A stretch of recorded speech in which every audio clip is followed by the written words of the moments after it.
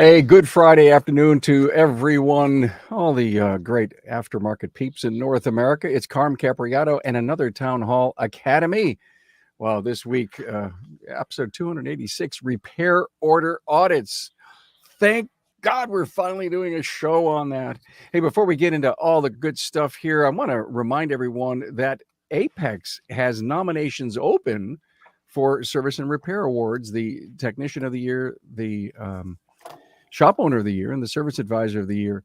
Some incredible awards. It's the third year in a row. I really encourage you to dig down deep inside within your network or within your company and come up and decide who you may want to nominate. aapexshow.com/service awards.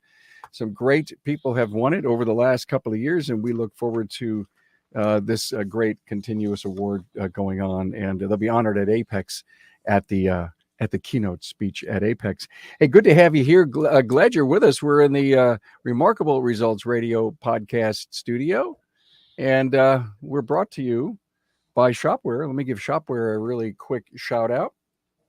What if your customer could send you a video of that rumbling sound that they hear and make it part of the repair order?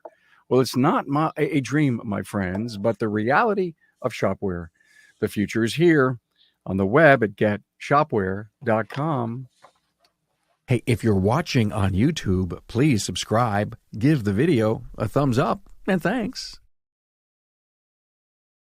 If you're with us on social media, give us a high five. This has been recorded live. Tracy and I are probably in an airplane somewhere, so glad to have you with us. Look, let's jump in this full bore. I'd love you to meet my panel who's been sitting patiently in the green room. And here's my team. Bill Haas Performance Consulting. Hello, Bill. Good afternoon. How are you? I heard Bill talk about repair order audits on a camp meeting, the coaches group. And my eyes lit up because I heard about him bringing some great examples as to what the commonsensical discovery of looking at things on a spreadsheet. And I says, come on, bring a panel. Let's get this thing exposed and make it happen. With us also is Matt Wag from Accelerated Diagnostic and Automotive in Bennington, Nebraska. Hey, Matt. Hi, Carm. How are you? I'm great. Thanks for being on again. And thanks for having me. Great. Pat Schneid is with us, Performance Tune Auto Repair, Fort Collins, Colorado. Hello, Patrick. Hi, Carm. How you doing? Good, man. Patrick's a first-timer, and I'm so glad you came. Bill, I believe this episode could be a placeholder for how to intelligently grow my business, because in the overall of it all, each and every repair order that comes in the business has an effect on growth, sales, margin, bottom line performance. And in order to stack them all up, which I'm sure is so easy with software today, but then to put the commonsensical stuff in there, we're all leaning to the KPI piece. So, help us bridge the value of that into the KPIs that we're trying to manage. Well, I think what it really boils down to, Carm, is this. We are really focused on the KPIs, right? And I don't care if you're doing this on your own or if you're working with a coach, you're using the resource of your shop management system. There's a lot of data that you're able to find and know about your business. To me, the repair order audit really takes it to the next step. And that next step is you're not just looking at the KPIs. You're getting all the detail behind the KPIs. What created the KPI? So when I start to audit the repair orders, now I understand whether I'm looking at gross profit on parts or whether I'm looking at average hours per repair order. Now I can really define that by the work that came through the shop in this given period of time. And then I can slice it and dice it so many different ways. I can look at what's my average hours per repair order on particular brands of cars or particular model years of cars. And it just gives us so much more detail that really allows us to understand there's maybe some things in our business that we shouldn't be doing that become evident now because we did the repair order audit. Okay. And then, of course, there's a lot of things we're doing that we do really well. And we have to be smart enough to know find out what those things are so we do more of those things we do really well, right? Sure. Yeah. Yeah. Hey, Patrick, let me ask you a quick question. Patrick was kind enough to send me a recent repair order spreadsheet, and man, I just looked over that thing because I love spreadsheets. I really do. And for many years that I was in corporate America, I lived in spreadsheets, and I looked and I says, oh my God, I could filter by make and model and mileage. And there's so many things that once those are put up in front of you, you do one of these. Oh, I had no idea. Maybe we should be using social media to target these kinds of repairs that we're doing in those kinds of models. So I loved it. But my question is are you keying this in or are you pulling this off of your SMS? So we're pulling it off of our SMS. And so we are a Shopware customer, and we have great reporting there that we can run weekly closed business reports and get the statistics, if you will. And then as Bill alluded to, it's just about being intentional and slicing it and dicing it to get to the data decisions that you want to make. Right. Guys, here's the deal. I want this episode to be a how. We know the why. I think it's so evident that we know why we need to do this, but pulling in the data, making sure the filters are right, and then Bill, from your particular perspective in the analysis, what does this mean and what can we do? And that's where I kind of want to go with this. And Matt, microscopically, you can see, if you will, it's a blood test on the business. It really is. It forces you to look at things at a kind of a microscopic level, as you point out, and Bill and Pat has said as well. But I'm so used to looking at things on a weekly basis or a monthly basis, and now that I've done this repair order audit now for a little while, you really get in and you get to see these little things, and you'll start to see things, and you're like, oh wow, I've got a lot of tickets that are below a certain amount of hours, and you're like, oh boy, we're not making a whole lot of money on all these for as many exist, or even single operation tickets where the guest has brought a vehicle in and we're only doing one service to it, or we're not doing an inspection or sending that out so that way our guests can see what's going on. So it's really given me a good pulse on where we sit as a business and things that we can do to improve. Matt, The other thing I want to add into there, Carm, is this. Of course, the data is a lot of numbers. And I think one of the really important things that happens in a repair order audit is putting another pair of eyes on the invoice. Because you take generally the owner, an owner understands what's gone on during the course of the week. The phone was ringing, cars were coming in, cars were getting fixed. We maybe had delays with parts and all this. That's the normal day-to-day of what goes on in a repair shop. But for the owner, until the owner puts their eyes on the invoice and reads the story, what happened, what was the customer looking for, what did we do, what did we provide, and reads that story, that second set of eyes is a perspective of, are we doing what we should be doing? Are we saying what should be said? Did we meet everything that the customer was looking for? Because we tend to be a little bit removed from this because our advisors do a phenomenal job, thank goodness, because we can't be up there to wait on every customer. But it also gives us the opportunity to make sure that our advisors are in line with what our expectations are for our business. And to me, it really comes back to our philosophy in the business of how we're going to serve the customer, how we're going to repair the car, how we're going to meet customers' expectations. And reading that invoice and understanding what we're telling the customer and how we're conveying that information to the customer makes us better. I find this, I mean, I'm looking, I don't mean to kind of lay into that spreadsheet, but Pat, thank you so much. You're causing me distraction, Pat, because I keep looking at this and I see the mileage and I see the unsold items and I see the total ticket. And Bill, I love your point. to me, sitting down with a service advisor and saying, hey, walk me through the real life scenario behind these numbers and what could have happened here. And hey, I didn't have the money. We have financing.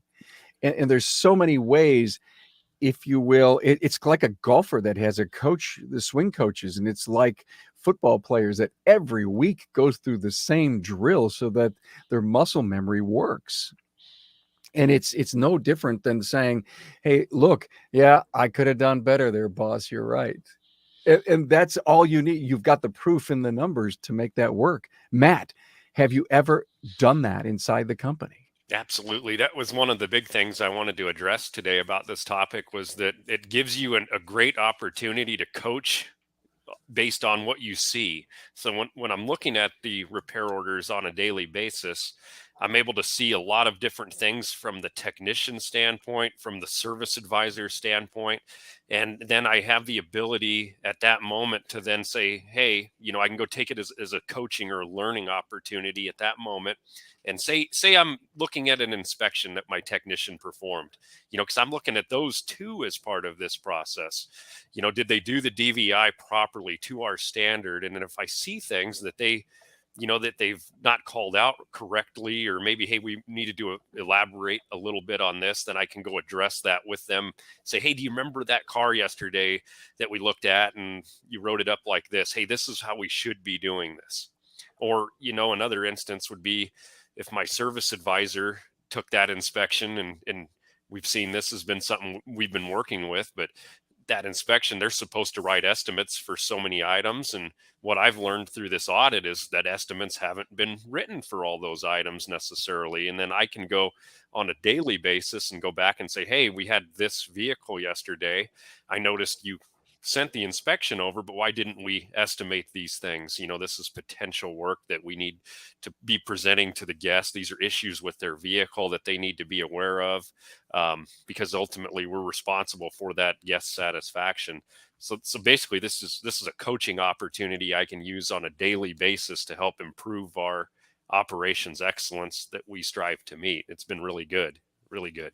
See, and I think without the repair order audit, without that opportunity to see those things, you as an owner, you start to assume that things are happening that really aren't getting done. Well, because we talked about it once, right? Sure. Yeah, that's it. Right. Yeah, I love that, Pat. You are so right. We talked about it once 3 months ago. You should still be doing You it. should still be doing it. Yeah. Well, and that was a question I actually had for Matt, because as I was thinking about this podcast coming up and looking at this 3-week sample that I sent you, Carm, one of the columns that I added into the tool was just some notes, so that, as I'm going through, I was working in batch mode, right? So a week at a time. And I've got 30 or 40 repair orders, and I'm making little notes. Hey, there's 5 out of that week that I want to talk to my advisors about. And then it occurs to me that, hey, I might have missed that opportunity because it's now 2 weeks old and they're going to struggle to remember that car. They're seeing 6, 7, 8 cars a day.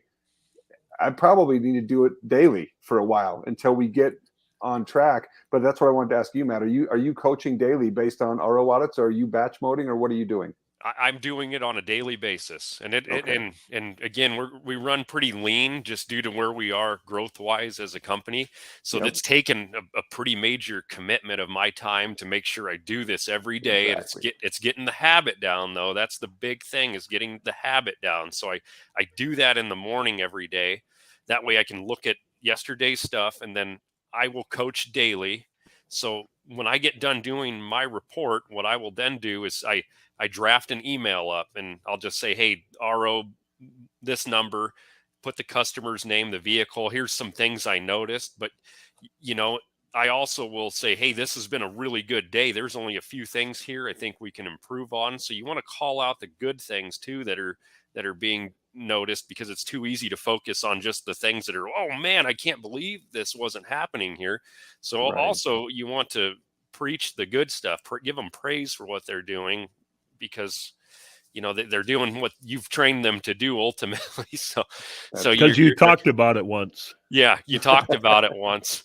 That's Well, it. that's the 1-minute manager philosophy, right? If you praise someone, praise them in public, and if you've got something to rework, let's do that in private, at least a couple of times. Yeah. Yeah. but it's been good. I do a follow-up email every day with the advisors, and just to say, hey, here's the vehicles, here's some things, here's some questions I have, and then it creates a little bit of dialogue. If hey, why wasn't there an estimate presented, or why did this work become a declined job? Are they going to come back? Is there, do we have them rescheduled down the road? And it gives you opportunity that you might have missed out on, or a coaching opportunity. Hey, why aren't we presenting this stuff? Or, the advisor might say, I'm uncomfortable with it. Let's figure out how to make you comfortable with having those conversations. So See, if the guys are bringing out a really good point here, and I'm gonna use a sports analogy, right? So when you put 11 guys out on the football field, when you put your 11 best guys out there and they run a play, what happens when that play ends and the possession changes and they come to the sidelines? They immediately sit down with a position coach. They immediately sit down with a video that happened that quick that shows the receiver running the route, the quarterback missing a call on the defense. It's immediate. They don't wait till next week to talk about what happened on that play. They talk about that play right now. That's what a repair order audit provides the owner, is the opportunity to see in real time what's going on in my store. As soon as, and I really like the way Matt does it, is come in the morning, first thing in the morning. That's my priority. First thing in the morning is to review yesterday and see what did that look like? Where are the opportunities for us to work on improving and making us better and giving customers better experiences? Bill, I love what you just said, because I was going to say that this is, if you will, the morning huddle with the service advisor, Matt, and I'm sure that's what you're doing it with. And to be able to give this report of yesterday's business and say to the service advisor, hey, let's find a good and let's find a missed opportunity. Mm-hmm. And you've already seen it. You're waiting to see what they're going to say. So there's a kind of a meeting of the minds.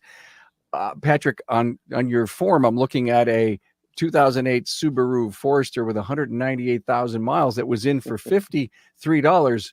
That was the ticket, but the unsold work was $2,300.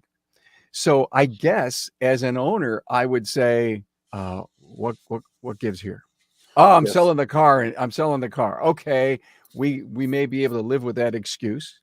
I think on that particular ticket, it was a quick check on the AC system, and can it be repaired? Is this car worth it? And ultimately, it was a pretty extensive repair. The whole AC system needs to be replaced. He says it may not be worth it at that point. I was hoping just for a quick recharge to get me cold through the summer. Not going to happen. But so I played coach, or I played owner to Patrick, and he came back to me, but at least Patrick knows I'm paying attention. That's right. Well, and not only that, but see, just off of that repair order audit, what you picked up on, Carm, was that there was one repair that was a very expensive repair. Your perspective on that whole thing would have changed, is because there's another column that says number of unsold labor operations, right? So if you would have looked at that and saw 5 labor operations for $2,300, now your perspective's different. Now you're saying that car needs a lot of work, a lot of different work. Yeah, A lot of different work. Yeah, absolutely right. And it's a great audit, unsold total labor sales, and I love the mileage column. And again, I go back to my sorting or filtering idea. How many cars came in yesterday or the last week that were over X number of miles, and then carefully look at the stats for that vehicle, what we sold, what's unsold. And there's got to be a sweet spot for mileage, guys, that you're really looking at. I was really surprised to see that just in this 3-week sample that we're looking at, our average car has 130,000 miles on it, which tells you right away, man, if that's a timing belt car, you better make sure it's been done, right? I mean, that's just off the top. So digital vehicle inspections, guys, how does that equate? I mean, can you see the fact that I didn't see here, is there a checkbox that says we did one, Pat? Yes, column K there, but yes, it's a yes or no. And our general rule is if a car is in the shop with less than 1,000 miles since we've last seen it, we do it. Got it. A 1 month, 1,000 miles time frame. Because we do have some customers that will get inspections this month, come back and do a repair, maybe ball joints next month, something like that. So it's not difficult to just look at that thing while you're in your office and just call up that inspection and see what they found. Correct. Yeah. Yeah. The power of data, guys, it's there. And Bill, to be able to put it together like you did here for your clients, it had to change your business, Matt and Pat, to see it like this. It's been really good. I mean, like I said at the beginning, and as Bill alluded to, you're looking at things at a microscopic level. You see things that are, you know, I look a lot at like how many hours are we selling on these tickets. As I have a goal, you know, Bill and I have established a goal for our business on how many hours per RO should we be striving for. And you start to see, and it can be a little scary too at first when you start to do these, because I was just like blown away at some of these tickets that we had that, you know, that are under $100, or, you know, or we've only made, you know, 20-30 bucks on this ticket, and we've worked on this vehicle for an hour. It opens your eyes to, okay, why are these tickets like that? We know these vehicles need additional things because of the mileage that they're at. And again, that's that mileage column that we're tracking on these vehicles. We can see that our average mileage on these cars are this. Why aren't we having that discussion with our guests when they come in? You know, we need to be there to do them a service, to help their vehicle last as long as possible. And if we're not looking at some of those things like maintenance, and having those conversations with them, you know, then we're not doing anybody a favor here. Thank you so much. Hey, one more stop real quick for Shopware. You know, stop waiting around for your money. Get paid with the flick of a finger, the same finger that approves repairs on a smartphone seconds after you send an estimate. Shopware works with the smartest companies to make your life easier. Talk to my friends at Shopware on the web at getshopware.com. So, Pat, let me ask you, is this transformed how you lead and manage your sales and depth of customer relationships? It absolutely has, and it continues to do so. As we were talking earlier, I think this is something that owners, once you're aware, certainly this is stuff we talk about, we think about all the time with our peers, with our coaches. The opportunity for me lies in translating that down and bringing that down into the shop, right? And so having these daily huddles with the advisors, and then looking at some of these ROs. So if you've got a customer, as Matt just said, maybe we've got a customer who was in here for an hour, we only made 20 bucks on that ticket. It was a low revenue ticket. Why did we do that? It could be that that's a very important customer there. It's a relationship issue. And perhaps, 9 times out of 10, they do everything you recommend. Maybe this time they were in a hurry. They need to get an oil change before they go on a trip, something like that. But there are relationship reasons. There are other reasons to do outside your normal. Not every ticket can be a straight A example ticket, right? But Bill, a client picks up the phone and calls you and says, Bill, I've heard about you and I'd love to work with you. I'm struggling here and I'm struggling there. And you ask all these great questions to determine if there's a fit. And to me, as a coach, and I don't know your business that well, but, the coaching business, I respect it. I appreciate it, but I don't know it because I've never walked in your shoes.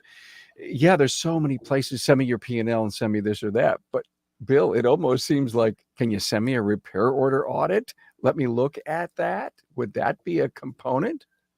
Well, it could be a component, but I think that most shop owners would be, just at a loss to know what you're asking them for. Right. And that's exactly what I wanted you to say. Thank you. Right. You because said exactly. It's the kind of thing where until you provide them the tool and until you provide them some instruction and guidance on what it is we're after. I mean, I'm going to guess both of these guys, if they're honest today, are going to tell you that when I first started talking to them about this, they're like, Bill, do I really need to do more work? Bill, isn't this enough yet? Where do I find the time? I mean, you're pushing me all the time for reports and data. And I mean, would you just knock it off? I mean, I get it, right? Because it is a lot. But I think when you get to the point of doing this, it does change.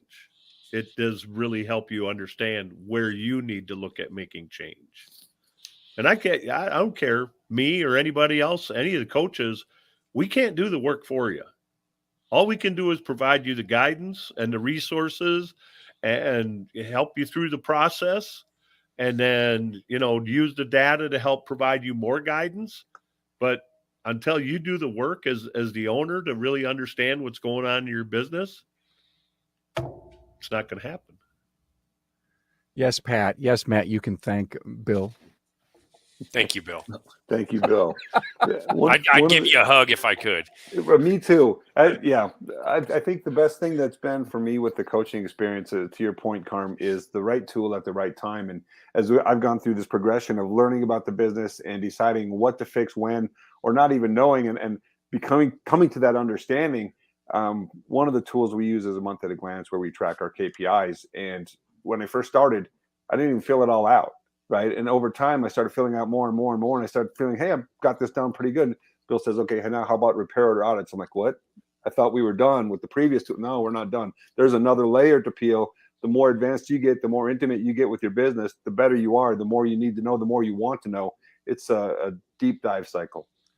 Did he save the best for last? Oh, we're not close to the end yet. So this is a great opportunity, Bill, for any shop owner to improve their business from A to Z. Well, I'll tell you, I haven't always had owners do repair order audits. I'm going to full disclosure here. For a long time, I did the repair order audit. My repair order audit's a little bit different, though. I take a random sample of 100 repair orders, and I put them into a spreadsheet that's a little bit different.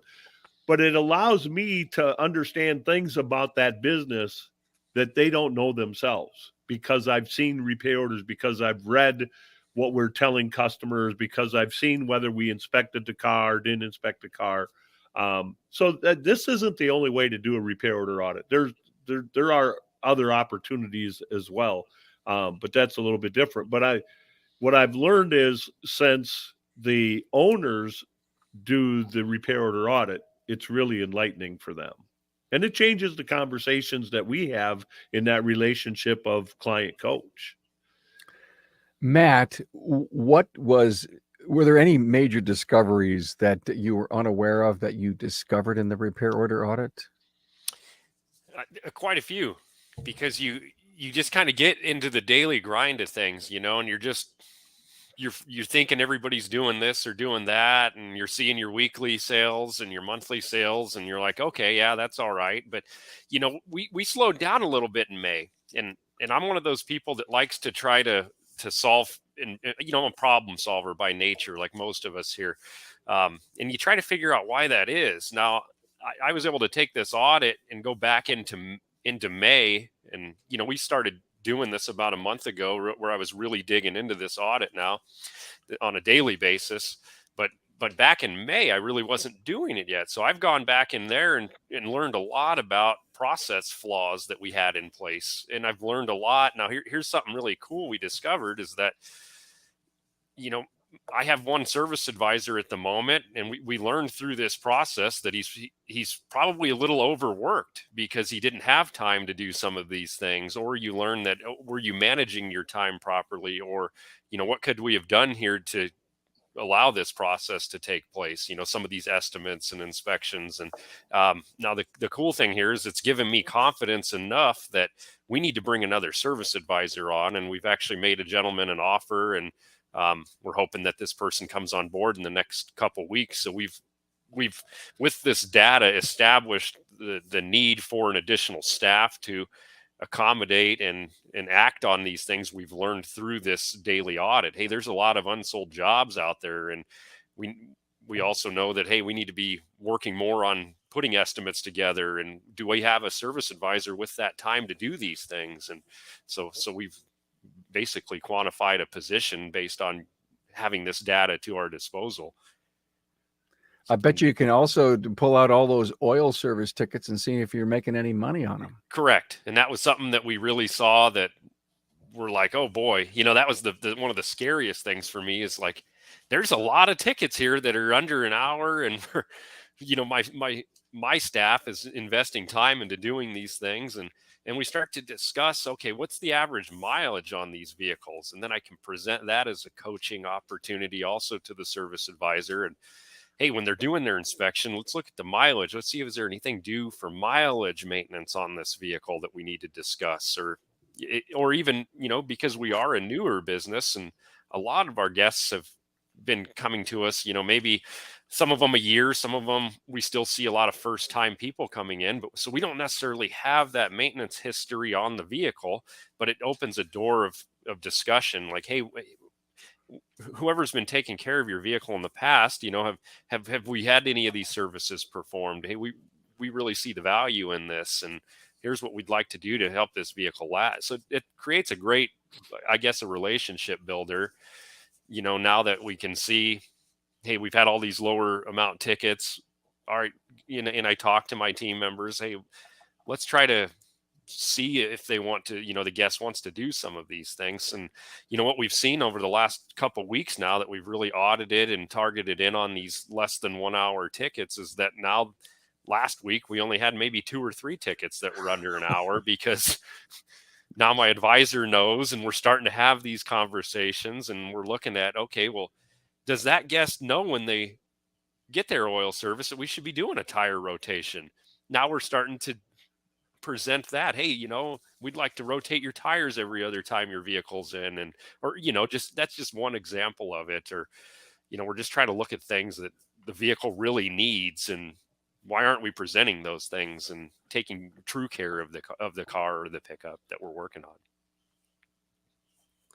So we've seen a change already. You just got to act on the things too. It's marvelous to hear, and I'm sure the people that are driving, hopefully they didn't have an accident while they're driving down the road, listening to these, V8 boom moments. These are boom moments for you, Matt. And again, let me go back to my spreadsheet geekness, guys. Are you doing sorting? Are you doing filtering on that top line? Because as I was listening to you and I'm saying, wow, there's another opportunity, and let me sort this by this and let me filter it by that. And it's almost like that Monday morning meeting that you're having. It's almost like every day, maybe, Matt, you bring a different view. Like you said, all of a sudden we have these, hour tickets, and now we're selling rotations just because we talked about it. Mm-hmm. Yeah, that's a good thing, is just having that data there to go off of and understanding, are we doing maintenance work? And, we categorize these too, and there's a lot of flexibility to these reports. So you can see, are we just doing maintenance to these vehicles? Are we doing repairs to the vehicles? Are we, doing a diagnostic to the vehicle for a warning light? And one of the things that I look forward to using this reporting for is also to track trends, or what type of work is our business doing? Are we doing a lot of engine work? I mean, that could be a category that we start to track. Are we doing under vehicle work, steering, suspension? And then we can start to track too, as trends change in the future. Are we preparing for hybrid and EV electric vehicle work? Because the landscape's going to change down the road, and what are we going to do to prepare for that? It's not hard to find that vehicle in the model listing, is it, Bill?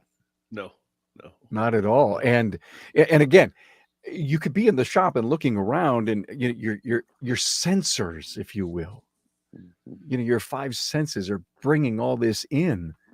But I still say the best way to confirm what you think is the data. Bill, it's genius. Well, thank you for that. Pat's got a really great story I'd like him to share about one of the things that was a big takeaway of using the repair order audit. Pat, on your gross profit. You bet. So we've talked a little bit here about there's digital inspections and getting the technicians to perform them consistently. There's selling recommended work and getting advisors to do that consistently. But what Bill's alluding to, there's also an opportunity to look at your shop internal processes and make sure that you're performing them correctly, and if they're not, there's an opportunity to improve those as well. So from a shop management perspective. And so one of the things that we learned through an RO audit, well, we compensate our advisors on a base model with incentive for gross monthly sales and gross monthly profit. And we were just short of missing our bonus. And so I felt really bad because that month I knew that the advisors had just busted their butts, and I'm like, how could we miss it? How could we? It didn't make sense. So through the repair order audit, I identified those tickets that were a little bit short. I went back and looked, and there were some warranty jobs in that mix. And what was happening is we were tracking our warranty jobs incorrectly, in that we were registering, of course, a cost for those parts, but no revenue received for those parts. And so in a true warranty job, if it's if the parts vendor covers it, there is no cost to those parts. So when we made that simple correction to how we were tracking internally our cost of goods, we went from just missing the bonus to receiving that bonus. Of course, the advisors were very, very happy. So from that perspective, they're getting to love the RO audit too. What a great catch. Oh my. That's really good. Yeah, Really that good. was, I felt really good that day. It was like, man, I keep telling Bill, I don't always have time to do this. How can I say that now? I can't say that anymore. Bill made his point. It's like, Yeah, dang. go tell the advisors you don't have time to do it. That's right.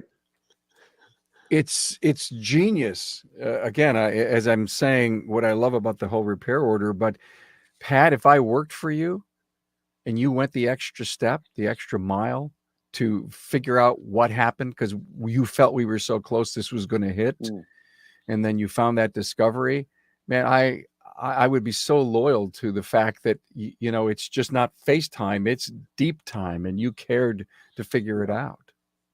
Yeah. Well, I think there's the perfect example, right? The difference of what does your gut tell you versus what do we know based on the data? Yeah. That's There you right. go. Your intuition and gut sometimes needs a correction. Yeah. and it's in the data. Oh my, I love this. Hey, listen, let's do one more great high five for our friends at Shopware. If you want to earn customers' trust, show them their worn brake pads rather than telling them about them. When you take them under the hoist via photos and videos that they can't deny, they need their repairs. Talk to my friends at Shopware on the web at getshopware.com.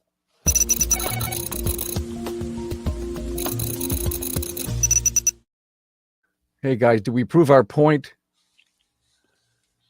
Well, I think so. Absolutely. I think they told some great stories here, and I think they certainly illustrated why it's worth the time and the effort to do this. It is, and it doesn't seem like it would be a very difficult thing to create a spreadsheet like this for yourself. Just take every ounce of data that you get from your SMS in a spreadsheet, put it up. I guess the cut, copy, paste needs to be nice and easy so it continues to grow. Yeah. But any columns that you would have that you're calculating off to the side, it's not hard to, drag that line down and let the calculations happen. I mean, if you know spreadsheets, and if not, Right. get someone to do your spreadsheet for you. Right. Mm-hmm. Hey, let's go around the room. One final thought. Anything that was on your talking points that maybe we missed that we can help our industry? I think they know the why. If there's any how or any other great story that maybe we forgot to tell, I'll go to Matt, then Pat, and then Bill. You can finish it up. So, Matt, anything that we may have missed? I'll just say don't be afraid of change, and don't be afraid to dive into this stuff, because I think too many people just kind of get set in their ways and think that this is just my destiny. And I think you just got to have open eyes to this stuff and take the time to do it. Step out of your comfort zone, make a little time in your day to evaluate these type of things, and you're going to really see a return on that time. That's the best part of this, is that you're going to see a return on your investment, and you're also going to be able to help your team members better themselves. You're going to help your business better itself, and you're also going to provide a much better service for your guests and clients that are coming in. And that's what we're here for at the end of the day. I got to tell you, I can always count on Matt to put a bow on it, because he said two words that I loved. He said, well, it's just my destiny. My destiny. And that's half of our problems that we have out there. Someone is, oh, all right, it's just my destiny. I was put on this earth to fail. I was put on this earth to be half marginal. I was put on this earth not to know the numbers. It's not your destiny. I mean, what a great point, Matt. Thank you for that. Thank you. You're Pat? welcome. Thank you. So I love that point too. I think about why I'm here at this spot in my life, and it's to be the best version of myself, the best version of this shop. And so one thing I learned from Bill that I tell myself over and over: if it has to do with business, get it done today, deal with it today, address it today. And so this repair order audit, and that's why I had asked the question to Matt earlier, provides that opportunity for that daily huddle. Hey, we've got the vision for this shop, who we are, who we want to become, who we are becoming. And now let's tweak it based on yesterday. What went well? What could be improved? You can do that every day, and pretty soon you're there. Wow. And the thing I love about this cumulative thing, Bill, you just keep adding to it, and you could probably see improvements. And if it's a monthly thing, the time chunk of a month, and you start your first week out, and you have goals set, you have sales goals and margin goals and all that stuff, and you look at our first week. It was a holiday week, it was tough, back to school, and all. Give me every excuse you can possibly have, but when the numbers are there in front of you and you say, gang, we got to make this up, we got to do this thing right, we got to pay attention, man, it's like it's a daily blood test. I just love it. Thank you for that, Pat. Hey, Bill, thanks for bringing the team together. One more shout out before I give you your conclusion here. Matt Weg, Accelerated Diagnostics and Automotive in Bennington, Nebraska, right? It is. Nebraska. That's a great state. I think my dad did his Army stint in Nebraska. Pat Schneitz, Performance Tune Auto Repair, Fort Collins, Colorado. Pat, thanks for being here. And finally, Bill Haas Performance Consulting. I'll give you the last word, Bill. Well, I think for me, it really comes down to this. This puts people in a place to be able to answer questions they couldn't answer before. So a simple question like, what's the best work that goes through your job? You now know. The best job that goes through my shop is this kind of car, this model year, this type of work. And you didn't know that before because they just all ran together. And to me, this is about being really smart. And to me, smart business is this: know what you do really well, know what you don't do well, and stop doing what you don't do well so you have more time to do more of what you do really well. That's smart business. Wow. Let that sink in, everyone. Hey, great. Town Hall Academy repair order audit. I think we created a little mini school lesson here for everyone. So thanks, guys, for being here. Thank you. Have a good afternoon. Thanks, Carm.